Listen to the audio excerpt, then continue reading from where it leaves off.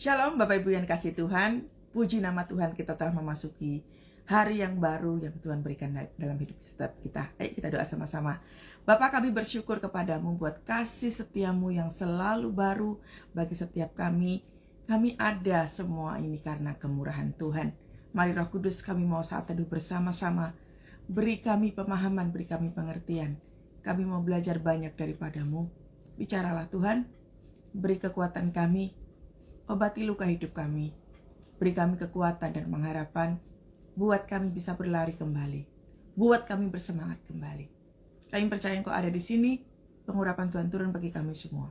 Dalam nama Tuhan Yesus. Haleluya. Amin. Amin. Wow. Tuhan Yesus dahsyat.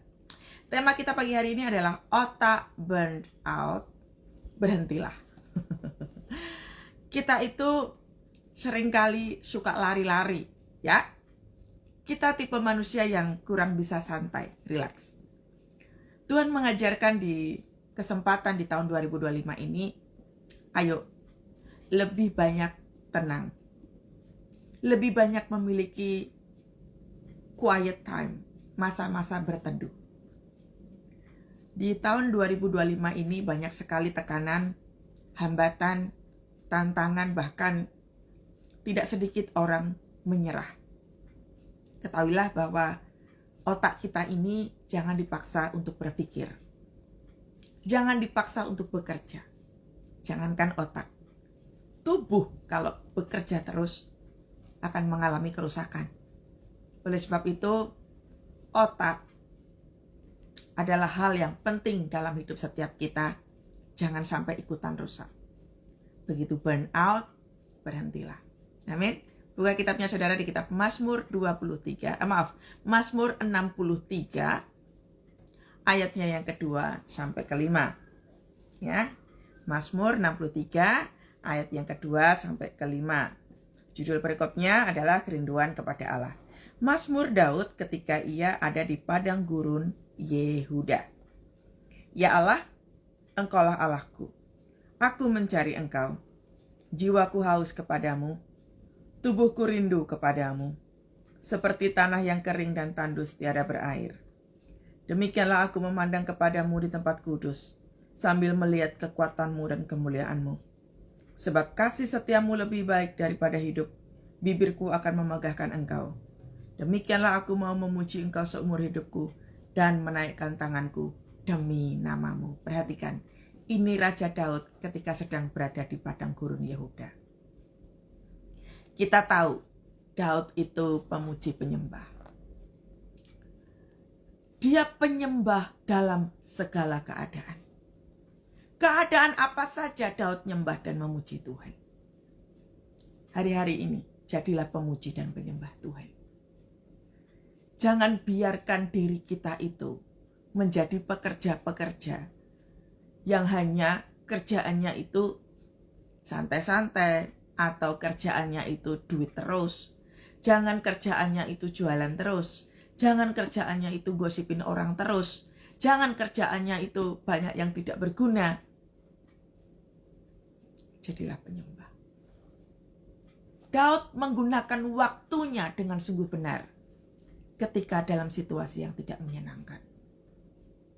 Padang gurun itu bicara tentang situasi-situasi yang tidak menyenangkan. Mari saudara, di masa-masa yang sekarang ini, banyak duduk diam di hadirat Tuhan. Dikatakan, ya Allah, ya Tuhan, Engkaulah Allahku, aku mencari Engkau. Kita suka cari Tuhan gak sih? Pencarian kita kepada Tuhan sekuat apa?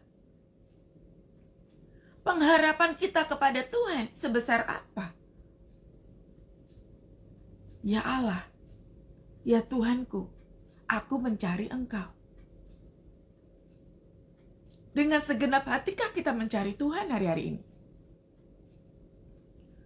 Atau jangan-jangan kita itu seperti orang yang, maaf gitu ya, tukang utang yang ketok-ketok pintu.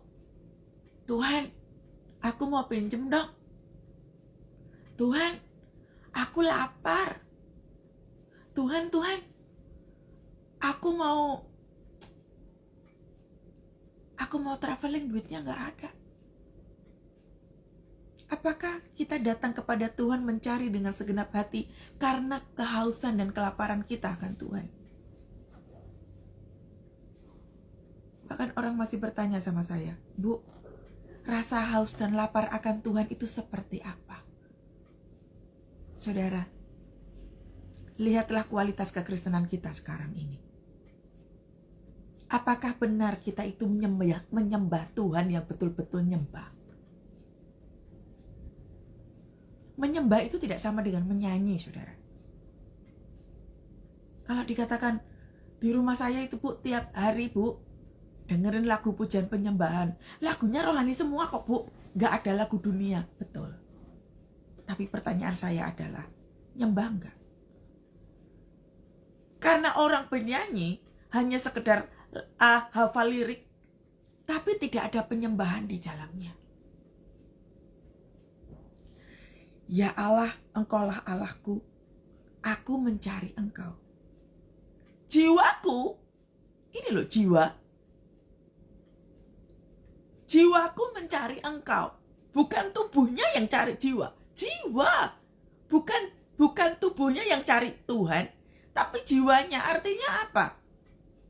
Hati kita itu betul-betul cari Tuhan. Kalau tubuh cari Tuhan, tubuh itu sama dengan cari manusia. Mau apa? Tujuannya apa?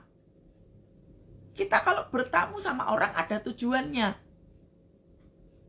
Jarang sekali orang datang ke rumah karena kangen. Ada sih, tapi sedikit. Pasti ada keperluan. Tetapi untuk datang kepada Tuhan, dasarnya adalah haus. Makanya dikatakan, jiwaku haus kepadamu. Tuhan lagi melihat kita loh hari-hari ini. Benar gak sih? Kita itu mencari Tuhan dengan segenap hati, dengan segenap jiwa, tanpa embel-embel karena banyak utang, udah kebingungan ditagih sama bank, udah kebingungan karena besok ketok palu di pengadilan suami mau ceraiin, anak-anak gak bisa sekolah karena duitnya belum ada. Kita cari Tuhan untuk apa? Daud menyembah Tuhan. Dia katakan, ya Allah, Engkau Tuhanku, aku mencari Engkau. Jiwaku haus kepadamu. Di awal kalimat dia tidak menceritakan kegelisahan hatinya karena apa yang dia rasa, tidak. Dia sungguh-sungguh mau mencari Tuhan. Ngerasain gak saudara? Waktu nyembah Tuhan, waktu doa sama Tuhan itu seperti orang lagi gandol sesuatu, mengikatkan diri pada sesuatu, terus rasanya ada yang bela, ada ketenangan gitu. Ngerasain saudara? Itulah namanya rasa haus dan lapar tuh seperti itu. Rasa-rasanya ada yang kurang sewaktu kita tidak memulai hari baru kita dengan pujian penyembahan.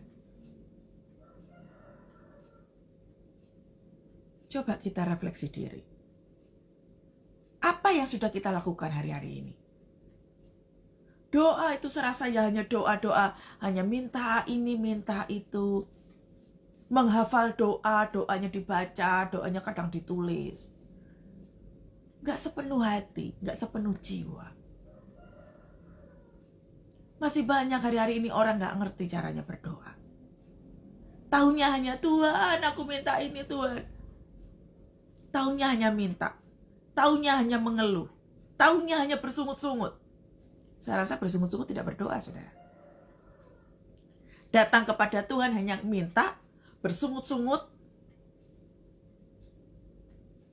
tapi tidak ada penyembahan. Tidak ada dupa yang harum. Tidak ada korban yang dibawa kepada Tuhan. Kita sudah bahas tentang korban beberapa waktu yang lalu di saat teduh. Orang datang kepada Tuhan itu harus bayar harga. Bayar harga yang dibawa itu adalah korban. Korbannya apa? Bangun pagi-pagi, rasa lelah, udah gak punya kekuatan. Korbannya apa? Meskipun kau disakiti, kau dihina sama seseorang, kau tetap datang kepada Tuhan. Engkau tetap setia sama Tuhan ketika engkau kehilangan pekerjaan, engkau hancur-hancuran, gak punya apa-apa. Engkau tetap segenap hati, segenap jiwa, engkau menyembah Tuhan. Itu namanya bayar harga. Kalau semuanya baik-baik aja, doa tuh rasanya nggak ada effort, nggak ada usaha. Itu bukan bayar harga. Memiliki rasa haus dan lapar akan Tuhan. Sungguh-sungguhkah kita merasakan itu hari-hari ini? Atau jangan-jangan kita itu udah kering rasanya. Nggak ngerti Bu, saya itu rasanya haus dan lapar kayak apa. Bahkan kadang kering banget nyembah Tuhan itu rasa-rasanya jadi ngelamun. Pikirannya kemana-mana. Tentu. Waktu berdoa kok pikirannya kemana-mana. Karena apa? Fokusmu kepada kebutuhan hidup. Tapi Daud mengatakan apa? Ya Allah, Engkau kerinduanku, selalu ku cari wajah-Mu Tuhan, seperti tanah yang kering, rindukan air. Demikianlah jiwaku, rindu Engkau. Lihat, jiwaku haus kepadamu. Tubuhku, nah ini beda lagi. Tubuh kita rindu kepada Tuhan. Seperti tanah yang kering, rindukan air. Demikianlah jiwaku, rindu Engkau. Ayat berikutnya. Seperti tanah yang kering, yang tandus. Lihat, kering dan tandus. Hari-hari ini tuh banyak jiwa yang kering dan tandus. Kenapa? Gak pernah diairi dengan air. Gak pernah diairi dengan pujian penyembahan. Gak pernah diairi dengan firman Tuhan. Hidupnya jadi kering.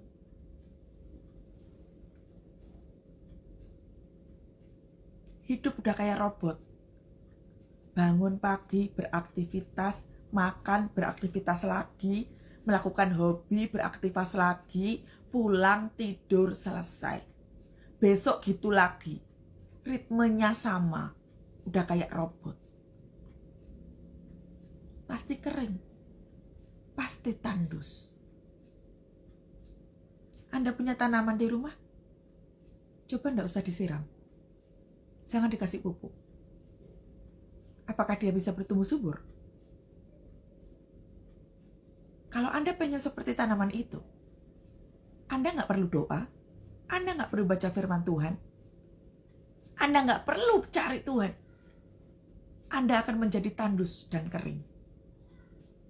Kalau sudah tandus dan kering, pasti tidak mengalami pertumbuhan. Makanya kekristenannya nggak cuma mandek, tapi mati. Hari-hari ini saya banyak sekali melayani jiwa-jiwa dan hampir 99% jiwa yang saya layani kering, tandus, bahkan mengalami kematian secara roh. Apa yang sedang kau cari? Apa yang sedang kau harapkan di dalam hidupmu ini apa? Apakah hanya sekedar uang yang bisa membuat engkau berbahagia? Apakah jabatan posisi tinggi itu yang membuat hidupmu bahagia? Apakah bisa traveling kemana-mana itu yang membuat hidupmu berbahagia, saudara? Seperti yang dilakukan oleh banyak orang di luar sana? Buat apa punya semuanya? Kalau tanah hati kita kering, tandus, kekristenan kita tidak mengalami pertumbuhan. Apakah kekristenan tidak mengalami pertumbuhan? Gampang marah, susah mengampuni, susah bersyukur, tidak tahu diri, mengacaukan kedamaian, gak suka kedamaian, maunya bermusuhan. Itu tidak ada pertumbuhan. Rakus, korupsi, gak mau melayani Tuhan, gak mau mencari Tuhan. Itu tidak ada pertumbuhan. Seperti tadi yang saya bilang, hidupnya seperti robot. Aktivitasnya ya itu-itu aja. Miliki sikap seperti si Daud ini. Gak usah nunggu ada ada situasi yang buruk dulu, baru nyembah Tuhan.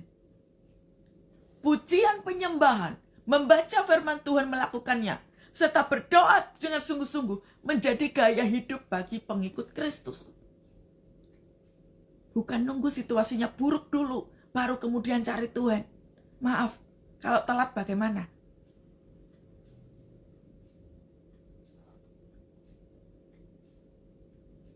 Coba lihat diri kita. Kerinduan kita sedalam apa? Demikianlah aku, kata Daud, memandang kepadamu di tempat kudus. Kalau kita saja memandang Tuhan di tempat kudus, berarti kita sendiri juga untuk masuk dalam tempat itu harus kudus. Orang hidup dalam kekudusan itu apa? Hiduplah dalam pertobatan. Hidup dalam pertobatan itu adalah meninggalkan segala hal yang menjijikkan kehidupan itu. Jangan bawa di dalam ruang doa. Saya nggak respect sama orang yang dalam rumah doa, dalam ibadah, HP terus yang dimainkan. Maaf sekali, Anda menghina tempat kudusnya Tuhan. Kalau mau main HP, keluar. Jangan di ruang doa, jangan di ruang maha kudusnya Tuhan. Karena pandanganmu hanya kepada HP, bukan kepada Tuhan. Telingamu mungkin mendengar pujian penyembahan, telingamu mungkin mendengar khotbah, tapi pandanganmu itu yang dilihat oleh Tuhan. Hatimu tidak condong kepada Tuhan. Matamu aja ngeliat HP kok.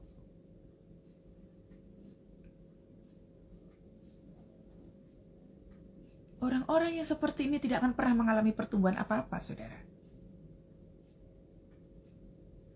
Dia tidak punya rasa haus dan lapar. Orang bertanya sama saya, Bu, kenapa hamba-hamba Tuhan dipakai Tuhan dahsyat, tapi jatuh dalam dosa? Saya tertawa. Pengurapan itu berasal daripada Tuhan, saudara. Tuhan memakai hamba Tuhan siapa saja untuk menolong, untuk menyelamatkan umatnya. Pengurapan itu bukan berdasarkan kita ini hidup, contoh saya. Saya diurapi Tuhan dahsyat, contoh ya. Tapi kalau kehidupan saya sehari-hari tidak sesuai, tidak seperti dalam pengurapan itu, saya menjadi orang yang munafik. Iya sih, hebat dalam hal khotbah, dalam hal melayani jiwa-jiwa, banyak mujizat yang dibuat. Pengurapan itu datang dari Tuhan. Perkenanan itu datang dari Tuhan. Buat siapa? Untuk menyelamatkan orang-orang yang dilayani. Tapi hamba Tuhan itu pasti nggak selamat. Kenapa? Hidupnya tidak sesuai dengan apa yang sudah diberkati Tuhan. Kalau hidup dalam pengurapan, ya hiduplah dalam pengurapan. Jadi karunia pengurapan itu bukan jaminan bahwa orang itu hidupnya kudus. Bukan, saudara. Karena karunia pengurapan itu diberikan oleh Tuhan bagi hamba-hamba Tuhan, bagi kita semua. Untuk apa? Untuk menyatakan kemuliaan Tuhan. Tapi tetap cara kita hidup itu juga dilihat oleh Tuhan. Jadi patokannya bukan karena karunia dan pengurapannya yang dahsyat. Karena itu milik Tuhan. Bukan milik seorang hamba Tuhan ini. Paham ya, saudara? Sama halnya dengan kita. Hiduplah dalam pengurapan Tuhan. Jadi jangan hanya sekedar terima pengurapan, punya karunia banyak banget, tapi hidupmu tidak sesuai dengan pengurapan Tuhan.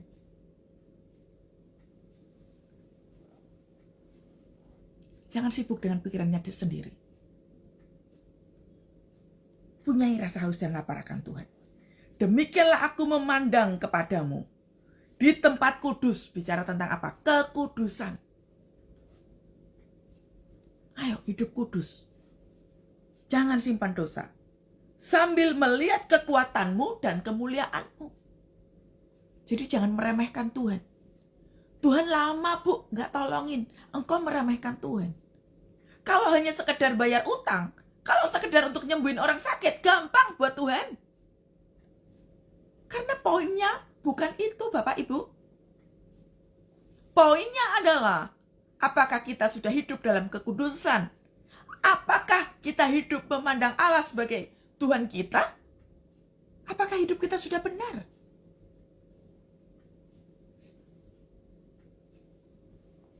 Mujizat buat Tuhan muda. Tapi apakah kita memandang Tuhan sebagai Allah dalam hidup kita, melihat kekuatannya, melihat kedahsyatan tangannya, dan apakah kita bisa melihat kemuliaan itu?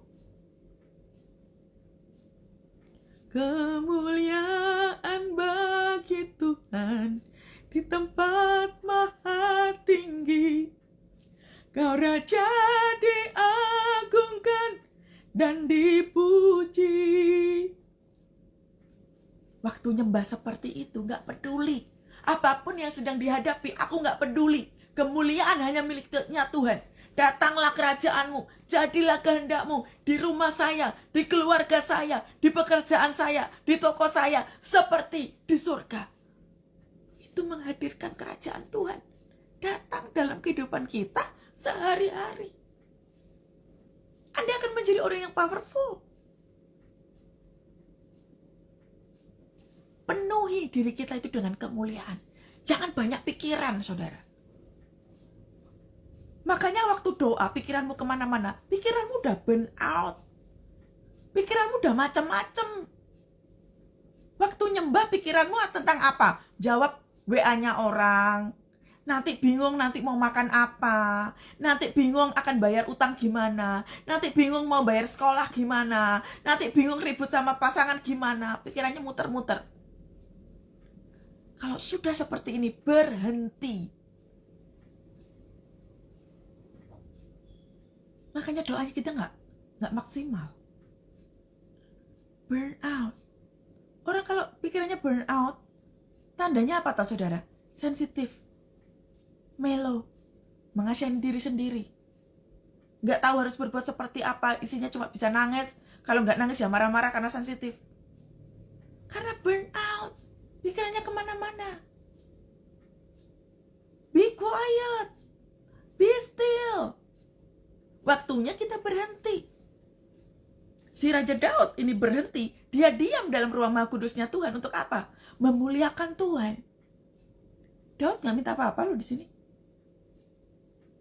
Daud gak minta apa-apa. Dia cuma membesarkan Tuhan dan mengagungkan Tuhan. Sebab kasih setiamu lebih baik daripada hidup. Dia tahu bahwa hidup dalam hadirat Tuhan itu jauh lebih penting daripada punya semua-semuanya. Punya deposito banyak, rumah mewah, rumah megah, posisi jabatan tinggi, tapi nggak punya hubungan dengan Tuhan. Nggak bisa ngerasain hadirat Tuhan.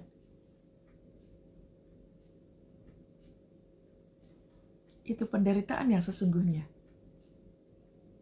Penderitaan yang sesungguhnya bukan karena nggak punya uang, saudara. Bukan karena mujizat belum terjadi. Penderitaan yang sesungguhnya adalah sewaktu kita tidak punya hubungan dengan Tuhan. Sewaktu kita nggak bisa ngerasain hadirat Tuhan. Sewaktu jiwa kita kosong, itu paling menderita. Makanya saudara, saya itu paling sedih kalau saya nyembah Tuhan. Saya nggak bisa ngerasain hadirat Tuhan. Saya sudah saksikan kepada saudara beberapa waktu yang lalu, waktu saya lagi berenang. Waktu saya nyelam, saya nyembah Tuhan. Pujian penyembahan gak perlu harus di rumah, gak selalu loh saudara. Saya bisa pilih apa saja cara nyembah Tuhan. Kalau saya nyembah gak enak di rumah, ya saya akan keluar. Entah saya naik motor, entah saya naik mobil, entah saya jalan kaki. Bahkan waktu saya berenang, waktu saya nyelam, saya nyembah Tuhan. Saya memperkatakan firman Tuhan waktu saya nyelam. Powerful sekali. Saya tahu otak saya lagi burn out. Saya harus berhenti dari semua aktivitas. Saya harus berhenti berpikir ini, itu. Waktunya rest. Saya harus berdiam diri dulu. Karena selama ini saya sibuk dengan stres. Saya sibuk mengeluh. Saya sibuk nangis. Saya sibuk marah. Saya sibuk dengan kesibukan pribadi saya, pekerjaan saya, pelayanan saya. Saya terlalu sibuk dengan urusan-urusan pribadi. Waktunya saya harus berhenti. waktunya untuk berhenti. Sudah burn out. Sebab kasih setiamu lebih dari hidup, kebaikanmu berlimpah atasku. Jiwaku melekat kepadamu Tuhan, betapa ku merindukanmu. Ini lagu ini. Sebab kasih setiamu lebih daripada hidup. Daud ini juga orang kaya. Kaya apa, saudara? Tapi dia tahu bahwa dekat dengan Tuhan itu jauh lebih menyenangkan dari semua kehidupan yang dia punya. Masih ingat waktu Daud mengalahkan Filistin? Dia dikasih jubah sama Saul, dia nggak mau. Dibawain pedang yang gede-gede, yang ini dan itu, dia nggak mau. Kenapa? Karena dia tahu bahwa semuanya itu bikin ribet, bikin nggak bisa bergerak. Dia mengenal Tuhannya, dia mengenal Allahnya. Dia jauh lebih mengutamakan Tuhan daripada sekedar jubah, daripada sekedar pedang yang gede-gede itu mungkin harganya mahal. Tapi Daud tidak mengutamakan itu. Penyebab dia bisa mengalahkan Filistin adalah karena hubungan dengan Tuhan yang dia bangun setiap hari. Dia nyembah dengan gambus dan kecapinya yang dia bawa tiap hari itu. Waktu dia sedang menggembalakan domba di hutan, Daud hanya nyembah Tuhan. Makanya dia mampu mengalahkan bangsa Filistin. Makanya Daud katakan apa? Sebab kasih setiamu lebih daripada hidup. Tidak ada yang membanggakan hidup kita selain daripada hadirat Tuhan. Bibirku akan memegahkan engkau. Apakah mulut kita itu suka membesar-besarkan persoalan kita? Apakah mulut kita ini hanya cuma bersungut-sungut, tidak mampu bersyukur, marah terus-menerus, sensitif, ngomong negatif terus?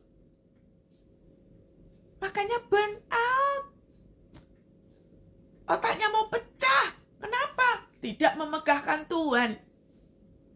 Yang digede-gedein masalah, masalah, masalah. Susah, sukar, gak ada jalan keluar. Stres. Engkau memegahkan situasi. Engkau memegahkan kesukaran.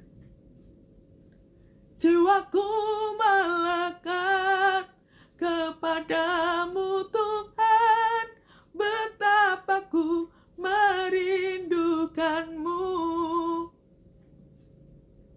Daud terus-menerus menyembah Tuhan. Waktu saya berenang, saya nyembah Tuhan, saya menyelam, saya nyembah Tuhan, saya memegahkan Tuhan.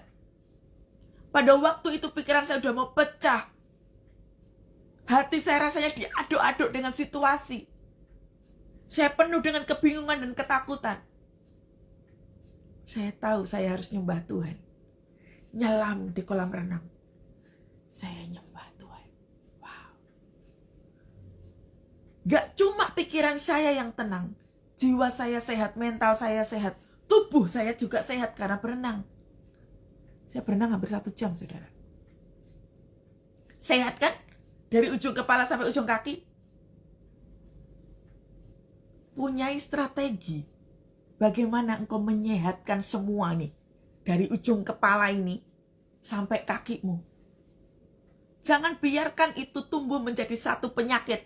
Hanya karena engkau nggak punya jalan keluar. Jangan biarkan itu jadi sakit penyakit. Sewaktu mujizat belum ada. Sewaktu jalan keluar belum ada. Sewaktu pertolongan Tuhan belum ada. Anda dan saya harus punya strategi untuk tetap membuat sehat. Jangan stres, saudara. Saya nggak mau stres. Saya nggak mau kebingungan, kehancuran yang saya alami itu mengganggu aktivitas saya sehari-hari. Makanya strategi saya adalah membangun hubungan yang intim dengan Tuhan. Caranya bagaimana? Banyak hal. Baca buku, olahraga penting, saudara. Hamba Tuhan juga harus olahraga. Anda juga harus olahraga. Jangan kerja terus, Anda harus olahraga. Ada waktu berdiam. Kalau waktunya berdiam diri, ya berdiam diri. Itu namanya saat teduh. Amin. Bibirku akan memegahkan engkau, kata Daud. Jangan membesar-besarkan masalah. Makin stres nanti kau. Ayat yang terakhir. Demikianlah aku mau memuji engkau seumur hidupku. Jangan memuji Tuhan kalau kita sehat saja. Jangan memuji Tuhan kalau kita dapat promosi pekerjaan tinggi-tinggi, kita baru memuji Tuhan. Jangan hanya kita memuji Tuhan kalau kita dapat lotre, dapat deposito gede, dapat keuntungan gede, baru kita mengatakan, wah Tuhan dahsyat. Tapi begitu tekanan datang, mujizat tidak terjadi, engkau tidak mengatakan Tuhan dahsyat. Lalu statusmu berubah menjadi percuma berdoa. Gak doa-doaan. Anda gak konsisten. Udah ketahuan, Anda kalau datang kepada Tuhan, kebutuhannya hanya ini. Mujizat, duit, mujizat, duit. Keadaan apapun, megahkan Tuhan, tinggikan Tuhan. Tinggikan dirimu, mengatasi langit, kemuliaan-Mu Tuhan, mengatasi bumi. Wow.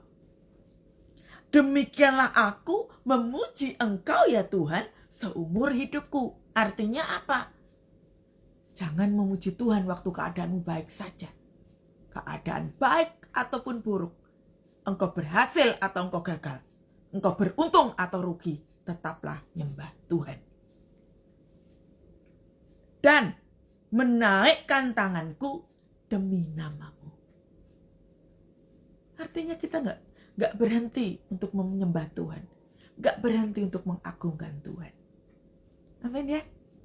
Jadi kalau otak kita udah burn out, lakukan seperti yang Daud lakukan ini. Dia memuji Tuhan, dia menyembah Tuhan. Dia mengagungkan Tuhan. Jadi waktunya berhenti.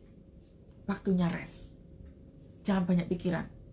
Kalau doa, waktu kita doa pikirannya kemana-mana, berarti sudah burn out. Anda harus relax. Nyembah Tuhan, muji Tuhan. Tenangkan dirimu, jangan banyak marah-marah. Jangan banyak bersungut-sungut, apalagi susah ngucap syukur. Berhenti dari semuanya itu. Anda nggak butuh siapapun. Anda dan saya hanya butuh Tuhan. Menenangkan diri. Merasakan kedamaian. Dan kasih Tuhan.